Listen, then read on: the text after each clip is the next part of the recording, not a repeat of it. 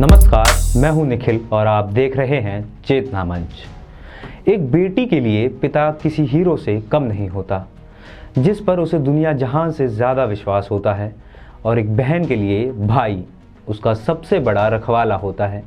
लेकिन जब एक बेटी और बहन पर एक बाप और भाई ही हवस के लिए नरबख्शी बनकर टूट जाएं, तो फिर इन रिश्तों के क्या मायने रह जाते हैं। जो खबर अब हम आपको बताने जा रहे हैं, उसे बताने में भी हमें शर्म आ रही है कि हम भी इसी समाज का हिस्सा हैं।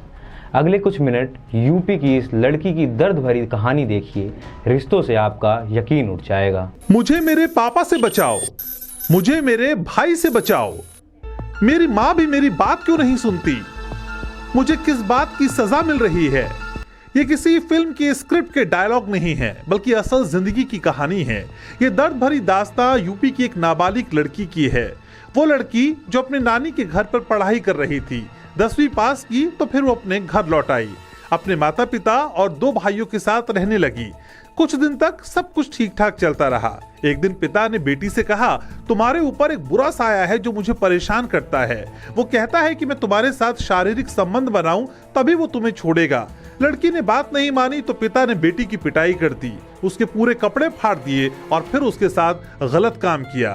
लड़की 1 घंटे तक उसी कमरे में पड़ी रही, रोती रही और बहुत हिम्मत करके उसने अपनी माँ को ये बात बतानी चाहिए। माँ का जवाब था, कोई बात नहीं, तुम्हारे पिता ने ही तो किया है, घर की बात घर में रहनी चाहिए। इस सब के बाद माँ खुद उसे पिता के पास भेजने लगी।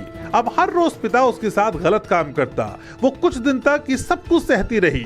लड़की के पेट में दर्द होने लगा। वो चिल्लाती तो माँ गोली देकर उसे शांत करा देती। जब उसे बर्दाश्त नहीं हुआ तो उसने अपने बड़े भाई को सारी बात बताई, लेकिन यहाँ भी उसकी उम्मीद पर पानी फिर गया। उसको उम्मीद थी कि बड़ा भाई उसकी इस सब में मदद करेगा, लेकिन ऐसा नहीं हुआ। बड़े भाई ने मौके का फायदा उठाया और वो भी अपनी बहन के साथ रेप करने लगा। अपना ही घर उसके लिए ऐसा नरक बन गया जहां 1 मिनट सांस लेना दूभर हो गया।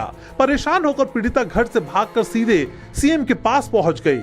उन्हें पूरी बात बताई। सीएम ने तुरंत सभी अधिकारियों को उसके घर वालों को पकड़ने के आदेश दिए।